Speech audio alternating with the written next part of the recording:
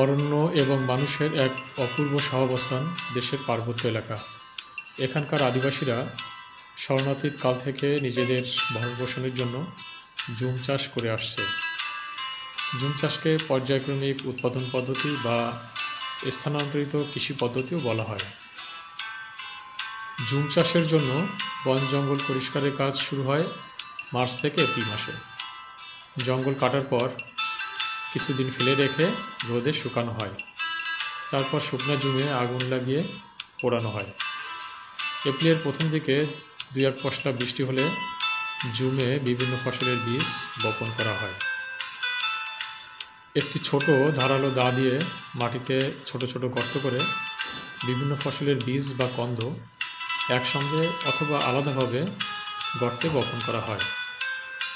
জুমে সাধারণত কলা, ধান, আদা, হলুদ, তুলা, তিল, মরিচ, শিম, শশা, করলা, ঢেঁড়স, বরবটি, মেটে আলু, কচু, কাউন, চুকুর, হেসবেজি ধান ইত্যাদি ফসলের চাষ হয়।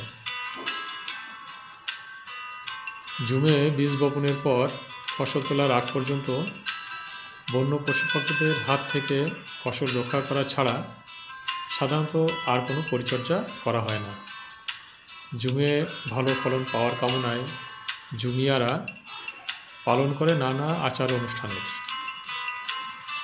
নভেম্বর মাস থেকেই জুমের ফসল সংগ্রহ শুরু হয়ে যায়। এ সময়ে জুম ফসল পাহারা দেওয়ার জন্য এবং তা সংগ্রহ করে মাড়াই ঝাড়াই করার জন্য অস্থায়ীভাবে তৈরি করা হয় মনঘর বা মাচাংঘর। উৎসবমুখর পরিবেশে চলে জুমের ফসল সংগ্রহ, মাড়াই ঝাড়াই ও বাজারজাতকরণের কাজ।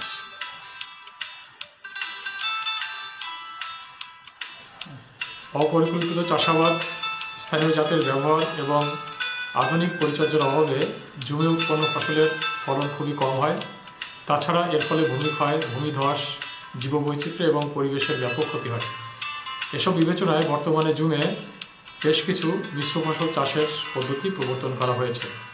এর ফলে জমির উর্বরতা বজায় রেখে ও ভূমিক্ষয় রোধ করে অধিক ফলন পাওয়া যায়।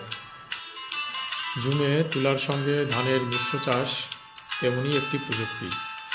এক্ষেত্রে পাহাড়ের ঢালে আড়াআড়িভাবে এক সারি তুলার পর 2 সারি ধান লাগানো হয়। প্রতি গর্তে 2টি করে তুলার চারা রাখা হয়। তুলার সারি থেকে সারির দূরত্ব 75 সেন্টিমিটার আর গাছ থেকে গাছের দূরত্ব 45 সেন্টিমিটার রাখা হয়। ধানের ক্ষেত্রে সারি থেকে সারির দূরত্ব 25 সেন্টিমিটার এবং গাছ থেকে গাছের দূরত্ব 15 সেন্টিমিটার রাখা হয়। জুমে ধানের সঙ্গে সয়াবিন বা চীনাবাদাম চাষ করা যেতে পারে। এক্ষেত্রে 4 সারি ধানের পর 2 সারি সয়াবিন বা চীনাবাদাম লাগানো যেতে পারে। জুমে আরেকটি সম্ভাবনাময় প্রযুক্তি হচ্ছে মিশ্র ফল বাগান স্থাপন। এক্ষেত্রে আম, লিচু, কাজু বাদাম, মাল্টা, পেয়ারা, কমলা ইত্যাদি ফলের মিশ্র বাগান করা যেতে পারে। তাছাড়া বিদ্যমান ফল বাগানগুলোর মধ্যবর্তী ফাঁকা স্থানে কিছুটা ছায়া পছন্দকারী উচ্চমূল্যের ফসল কফির চাষ করা যেতে পারে। আবার বিদ্যমান বড় গাছের সঙ্গে গোলমরিচ, পান, চুইঝালের চাষ করে বাড়তি আয় করা যায়।